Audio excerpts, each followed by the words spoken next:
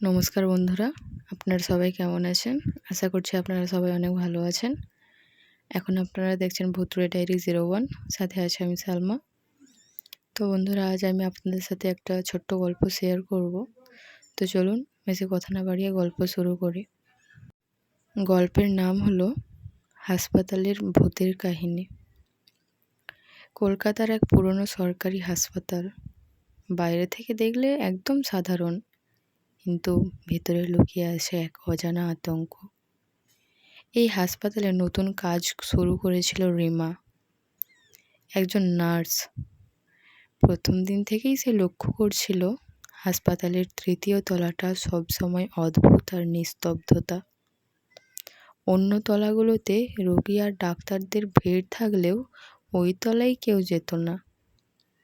একদিন রাতে রিমার night shift পড়ল।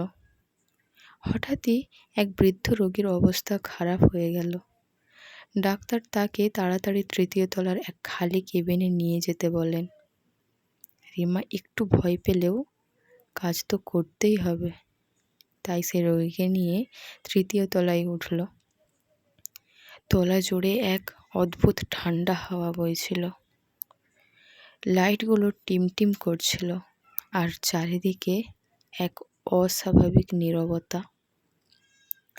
কেবিনে রোগীকে শুইয়ে রিমা যখন বাইরে বেরোতে যাচ্ছিল, তখনই সে শুনতে পেল, থামো। রিমা থেমে গেল। চারিদিকে কেউ নেই, তবুও স্পষ্ট কণ্ঠস্বর। সে ধীরে ধীরে পেছনে তাকালো। দেখল একটি নার্স দাঁড়িয়ে আছে দরজার কোণে। কিন্তু কিছু একটা অস্বাভাবিক। তার চোখ দুটো ফাঁকা, মুখে কোনো অভিব্যক্তি নেই, আর ইউনিফর্মটা পুরনো, রক্ত মাখার মতো দাগ। নার্সটি ধীরে ধীরে বলল, এই তলায় কেন এসেছ? রিমা কাঁপা গলায় বলল, ডাক্তার রোগীকে এখানে আনতে বলেছেন। নার্সটি হঠাৎ হাসতে শুরু করলো, একটা ঠান্ডা অদ্ভুত হাসি। এই তলায় কেউ বাঁচে না।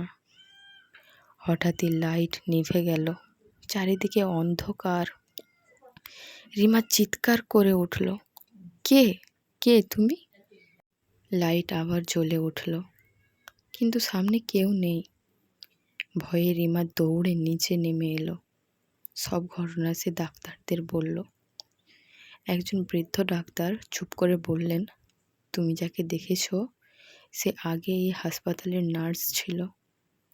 অনেক বছর আগে একটা ভুল অপারেশনের জন্য তাকে দোষী করা হয়, আর সেই দুঃখে সে এই তলাতেই নিজের জীবন শেষ করে।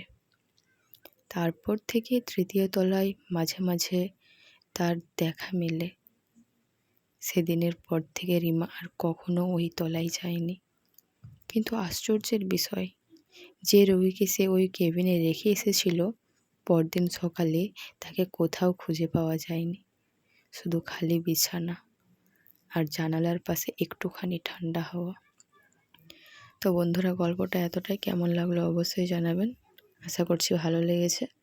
ভালো লাগলে অবশ্যই লাইক, কমেন্ট, শেয়ার করবেন এবং ফলো করে পাশে থাকবেন। তো বন্ধুরা, আজ এতটাই। কাল আবার দেখা হচ্ছে নেক্সট কোনো একটা ভিডিওতে।